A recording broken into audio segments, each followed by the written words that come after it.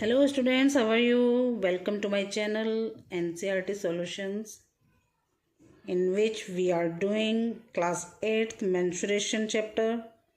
We have done exercise number 11.2, question number 1, 2, 3, 4 and 5 also. Now is the turn of question number 6. Find the area of a rhombus which side is 5 centimeter and wall altitude is 4.8 centimeter. If one of its diagonals is 8 centimeter long, find the length of the other diagonal. देखिए बच्चों, question number 5 में हमारे पास rhombus का area पूछा गया था। हमारे पास diagonals थे 2, बट यहाँ पर हमें एक डायगोनल दिया है तो हमें दूसरा निकालना है। उसके लिए हमें एरिया चाहिए होगा रोम्बस का। तो एरिया का रोम्बस का जो एरिया है उसका फॉर्मूला लगाना पड़ेगा, ऐसा फॉर्मूला जिसमें एक साइड भी हो और अल्टीट्यूड भी हो। तो चलिए इसको सॉल्व करते हैं। देखिए क्वेश्चन में हमें गिवन है अल्टीट्यूड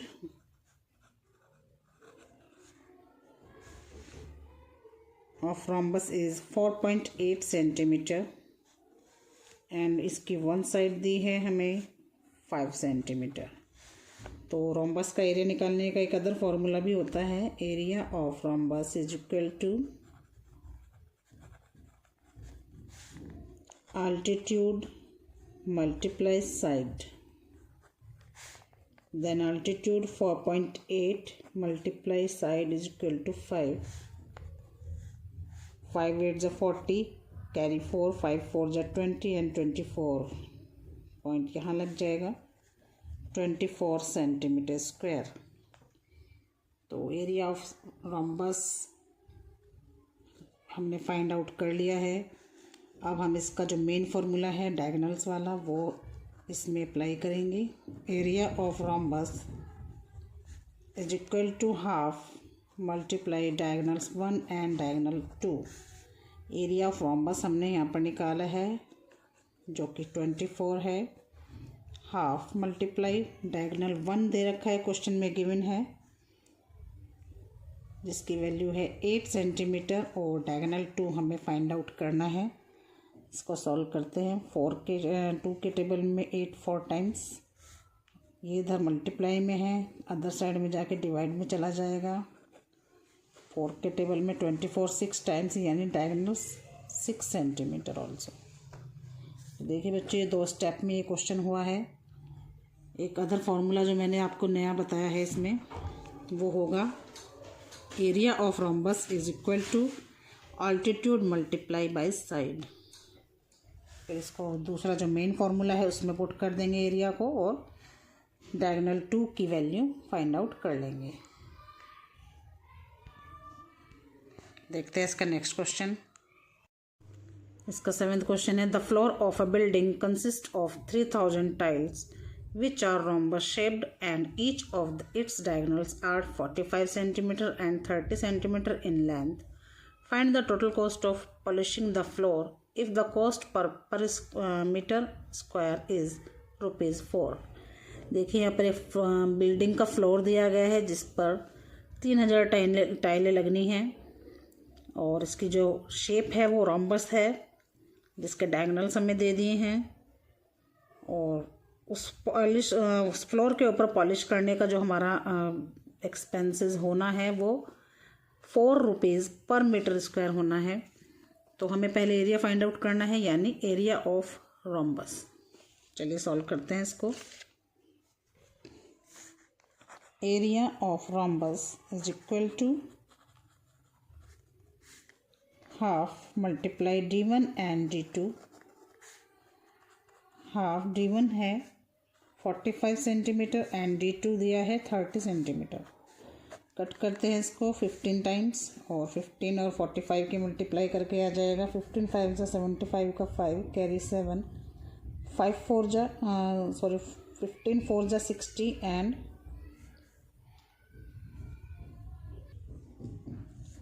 60 में करते हैं इसको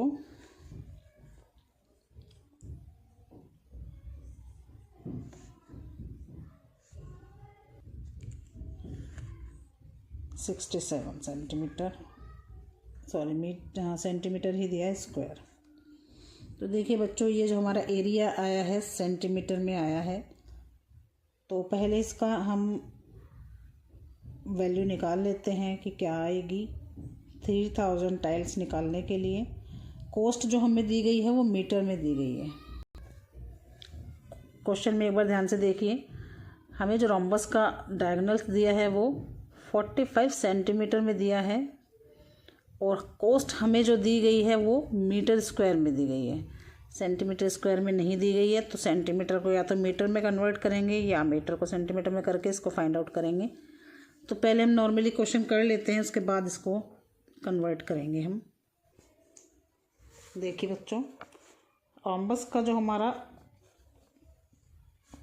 एरिया आया था 675 आया था, टाइल्स उसमें लगनी है 3000 और इसका जो रेट दिया है वो 4 दिया है। तो इसको सॉल्व करके करते हैं, इसकी पूरी मल्टीप्लाई करके आ जाएगा 3000 मल्टीप्लाई 4 12,000 और 12,000 की मल्टीप्लाई अगर 675 से करेंगे तो 81 लाख। अब देखिए बच्चों, ये आया है हमारा सेंटीमीटर में, ये वाला जो आंसर आया है, बट हमें इसे मीटर के हिसाब से कन्वर्ट करना होगा, तो मीटर स्क्वायर के हिसाब से, तो इसको हमें डिवाइड करना होगा 10,000 से। अब आप पूछेंगे 10,000 से क्यों कर रहे हैं, पहले इसको देख लीजिए। ₹810 हम 10,000 से इसलिए कर रहे हैं क्योंकि 1 मीटर में 100 सेंटीमीटर होते हैं और हमारे पास आंसर जो क्वेश्चन में दिया है, जो रेट दिया है वो मीटर स्क्वायर में दिया है, यानी 1 metre square is equal to 10,000 centimetre. इसलिए हमने इसको 10,000 से डिवाइड किया है। आई थिंक आपको ये समझ में आ गया होगा। इसका नेक्स्ट क्वेश्चन देखते हैं। Mohan wants to buy a trapezium shaped field, its sides along the river is parallel to and twice the side along the road. If the area of the field is 10,500 meter square and perpendicular distance between the two parallel sides is 100 meter, यानी ये height दी है, find the length of the other side along the river. देखिए यहाँ पर diagram दिया है, river के और रोड के बीच में एक स्पेस है जो कि फील्ड है और शेप है उसकी ट्रेपेजियम। रोड और रिवर के बीच की जो डिस्टेंस है, यानी ये हाइट है हमारी, वो है 100 मीटर और अदर जो साइड दी है वो दी नहीं है, x मान लेंगे क्योंकि ये इसकी जस्ट डबल है। तो एक अगर x होगी तो दूसरे वाली जस्ट डबल होगी। तो आइए देखते हैं इसको कैसे सॉल्व करना है। देखिए क्वेश्चन में जो ये रोड दी है, इस साइड रोड है, इस साइड रिवर है, ये जो बीच में पार्ट दिया है ये है 100 मीटर। तो इस साइड को हम x मान लेंगे, दूसरी साइड इसकी जस्ट डबल है यानी 2x है। तो चलिए फॉर्मूला लगाते हैं। Area of trapezium is equal to, you know very well, half multiply height multiply bracket में a प्लस b, 1/2। हाइट है हमारे पास 100 मीटर, ये x मान लिए क्योंकि एक साइड पर x दी है एंड सेकंड साइड दी है 2x, यानी इसका जस्ट डबल। ट्वाइस का मतलब होता है जस्ट डबल। 2 से 100 को कट करेंगे 50 टाइम्स। यहाँ पर हमें एरिया इसका ऑलरेडी दिया हुआ है 10,500।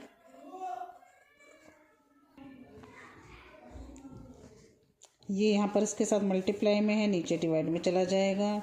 x और 2x मिलकर बन जाएगा 3x। 0 से 0 कट कर देंगे, इसकी से डिवाइड करेंगे तो आ जाएगा 2 5 2 10 and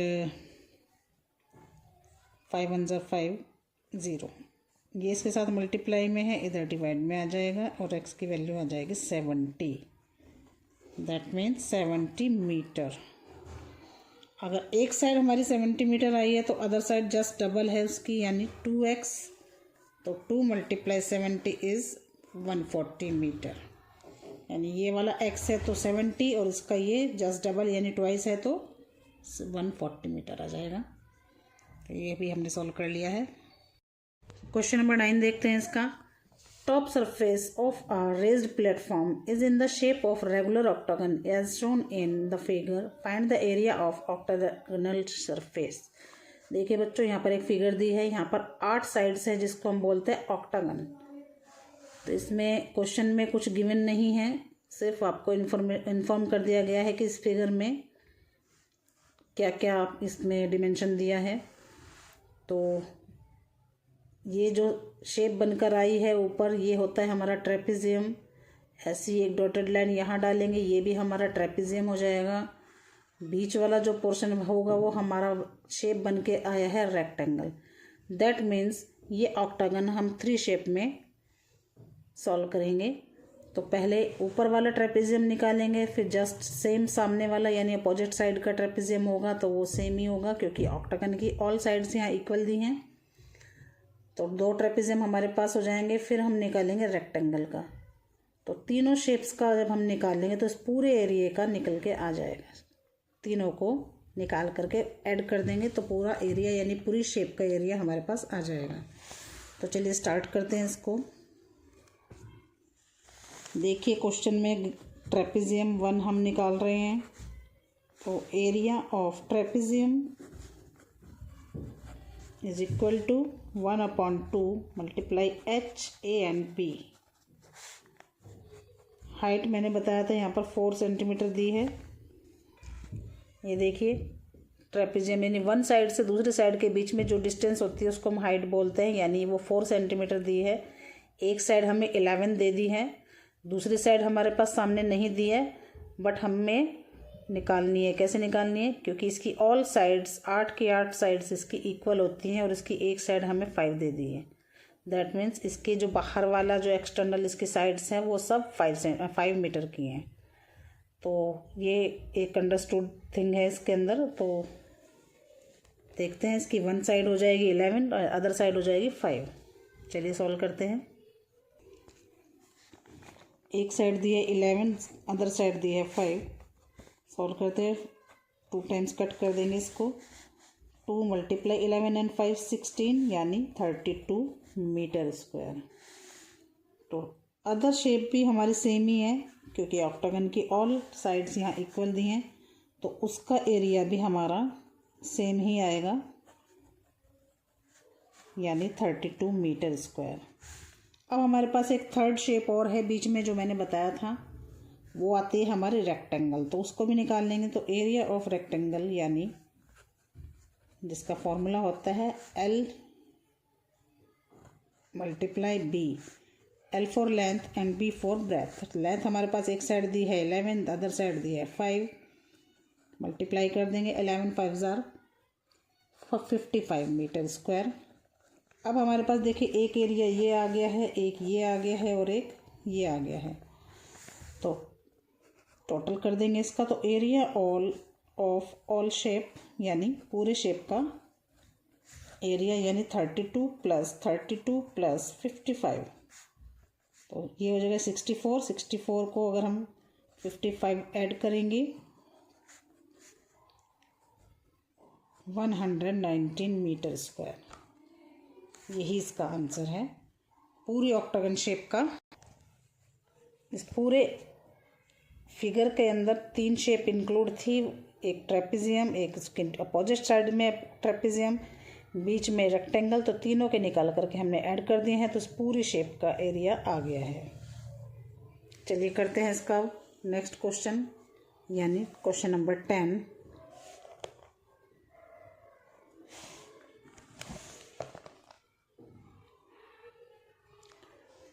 There is a pentagonal shaped park as shown in the figure. For finding its area, Jyoti and Kavita divided into different ways. एक शेप दी है, इस शेप में ज्योति ने इस डायग्राम के अकॉर्डिंग इसका एरिया निकाला है और कविता ने इसके अकॉर्डिंग निकाला है।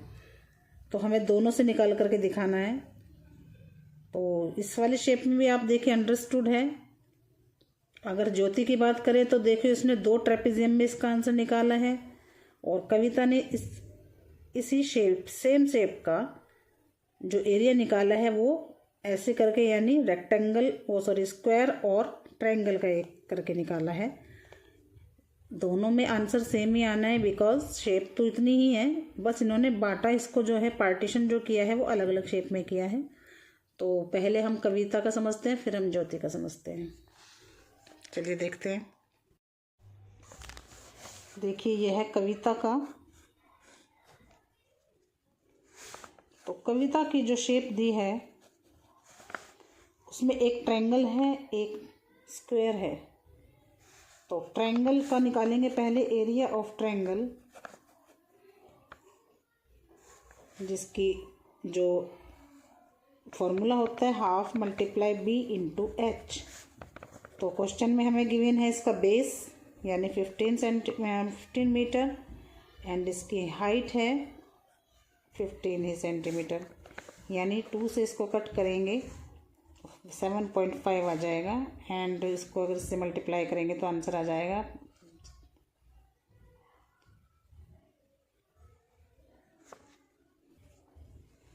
तो 15 7 जार 100 500 112, ये आ गया हमारा मीटर स्क्वायर। अब इसकी अदर शेप जो ये वाली दी है ये है स्क्वायर। तो एरिया ऑफ स्क्वायर होता है हमारा साइड बाय साइड। एक साइड दी है 15 तो दूसरी साइड भी यही है, यानी 225 मीटर स्क्वायर। देखिए कविता के अकॉर्डिंग एक ट्रायंगल का एरिया ये आ गया है और स्क्वायर का एरिया ये आ गया है, दोनों का टोटल कर देंगे तो 225 प्लस 112.5 यानी 0.5, 5 और 2 7, 1 और 2 3,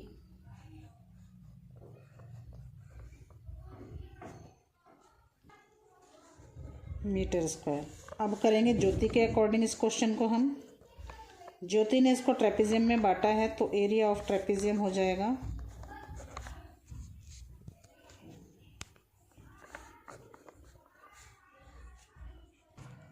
देखिए इसके फॉर्मूला होता है half multiply H A plus B. तो 1/2 मल्टीप्लाई हाइट हमें दी है 30 एंड एक साइड दी है 15 30 से 15 दी है हाइट, और एक साइड दी है 15 प्लस दूसरी साइड दी है 30। इसको इससे कट करेंगे 7.5 मल्टीप्लाई 45। तो इसको मल्टीप्लाई करते हैं तो ये इसकी मल्टीप्लाई करके आंसर आ गया है, ये आ गया हमारा 337.5 metre square. As it is यही इसका आया है, आंसर तो सेम ही आना था।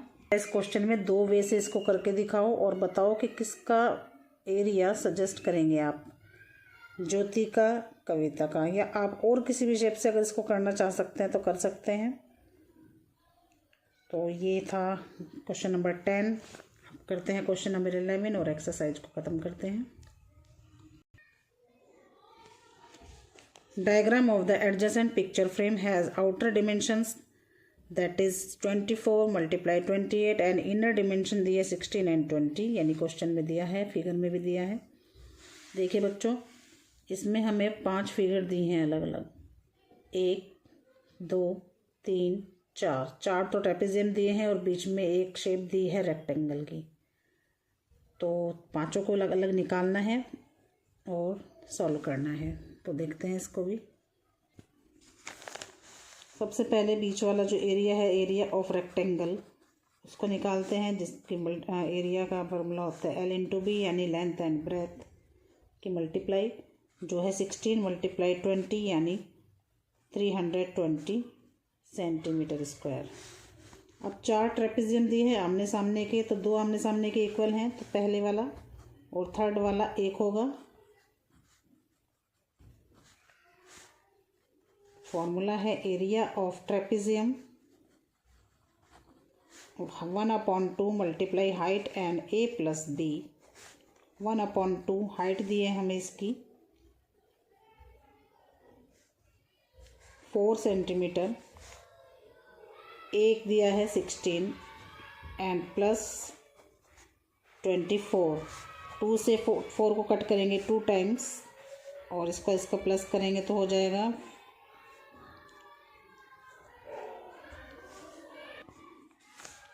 80 सेंटीमीटर स्क्वायर।